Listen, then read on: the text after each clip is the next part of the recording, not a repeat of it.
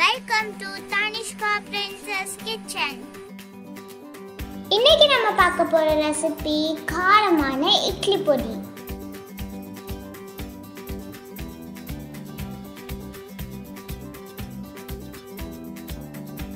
தேவையான பொருட்கள்லாம் ஸ்கிரீன்ல இருக்கு. நான் ஒவ்வொன்றா வழக்கம்படி உங்களுக்கு சொல்றேன்.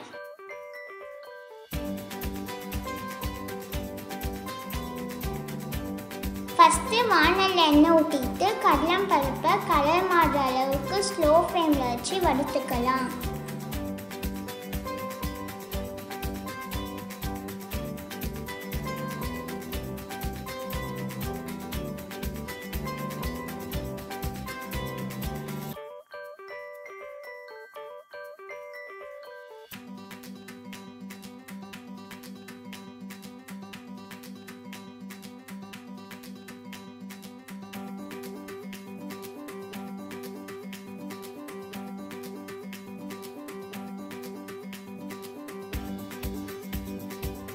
இப்போ அடுத்ததாக உளுத்தம் பருப்பையும் ஸ்லோ ஃப்ளேமில் வச்சு நல்லா கலர் மாறுற அளவுக்கு வறுத்துக்கலாம்.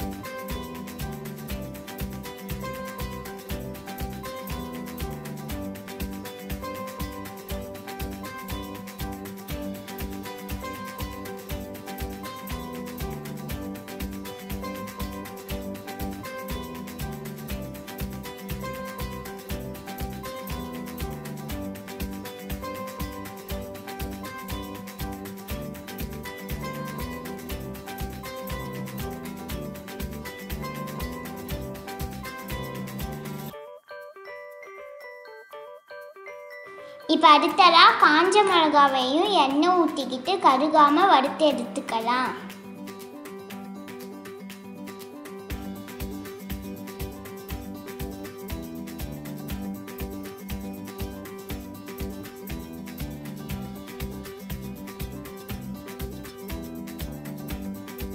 இப்போ அடுத்ததாக கருவேப்பிலையை வாஷ் பண்ணி தவளையில் போட்டு ஈரம் போனதுக்கப்புறமா வானலில் போட்டு நல்லா வறுத்தெடுத்துக்கலாம்.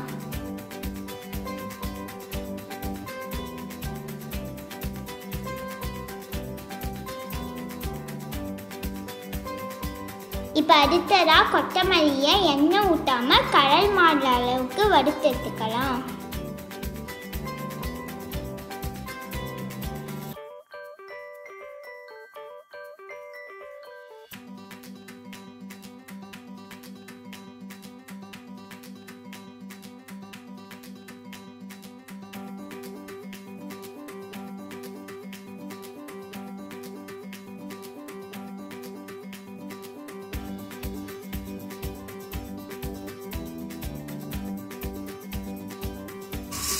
இப்போ அடுத்ததாக கருப்பு எள்ளு போட்டு வறுத்தெடுத்துக்கலாம்.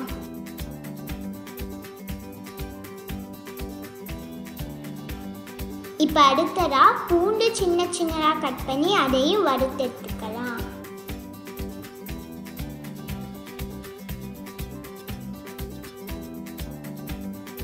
இப்போ அடுத்ததாக கல்லுப்பு ரைட்டாக போட்டு வறுத்துக்கலாம். இப்போ அடுத்ததாக பெருங்காயத்தையும் போட்டு வறுத்துக்கலாம். இப்போ அடுத்ததாக நம்ம பேனில் வறுக்கின ஸ்பைசஸ் எல்லாத்தையுமே ஆற வச்சு மிக்ஸி ஜாரில் பொடி பண்ணி எடுத்துக்கலாம். இப்போ நம்மளுடைய காரசாரமான இட்லி பொடி ரெடி ஆயிடுச்சு.